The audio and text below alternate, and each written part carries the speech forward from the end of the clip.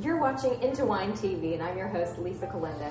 Today, we're at the Cobb Wine Bar and Kitchen here in San Francisco, and we're doing a blind tasting. What do you think, Bartholomew? It's an interesting wine. It's very disjointed, I find. There are lots of different flavors, but they're not melded together, whether that's a function of its age or just poor winemaking, I'm not sure, but its potential quality for this wine, I think, is good. Well, it has like a classic Napa Valley Cabernet nose. And I mean, there's oak, there's cassis. I guess it's probably a blend. It may have. I just kind of had my initial impression is that it definitely has Cabernet in there, probably some Merlot.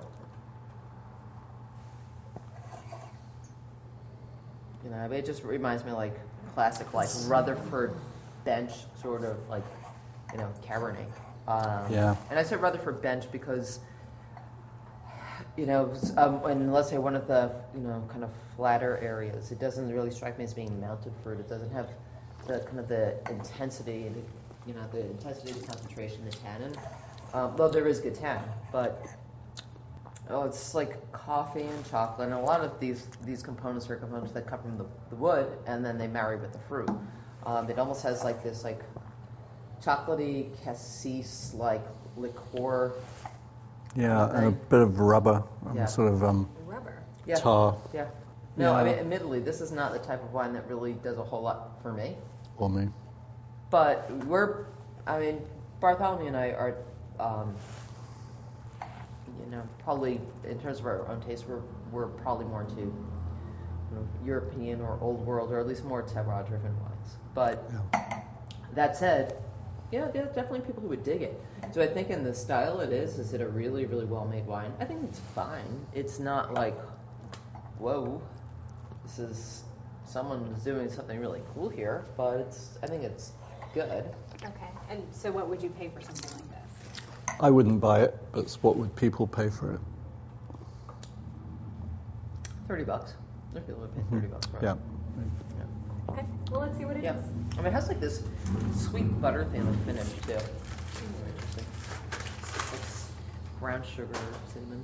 We have a 2004 Chimney Rock Elevage Red, and it retails for $76. Who's the winemaker for this?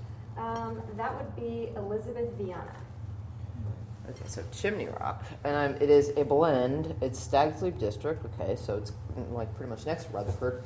Cabernet Sauvignon, Merlot, and Petit Verdot is produced in a style reminiscent of the great red wines of Bordeaux.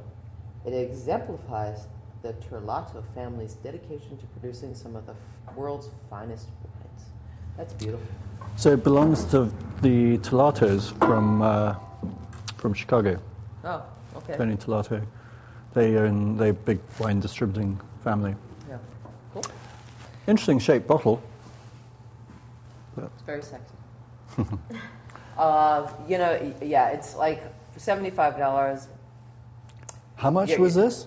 76. Oh, sorry. You are kidding. No. It is so not. No, I wouldn't buy it, and I wouldn't pay more than $20. Right. I mean, let's compare it to the La Serena that we tried. Okay, which is another wine from Napa Valley. Some similarities in the blend. That's actually, the La Serena was 60? 60. 60, okay. When you say to me that's a $60 wine, it's like, okay, I get it. I get why it's a $60 wine. Whether or not I pay for it's another thing, but I get it. But that, it's like, I don't get that. That's not a $75, that's not a $60 wine. That to me is, I said 30, but I'd say like 35, maybe 40 max, and that's it. Okay. So. All right. Yeah. Good to know. Well, this has been a 2004 Chimney Rock Elevage Red. And again, it retails for $76. Thanks for joining us, and we'll see you next time.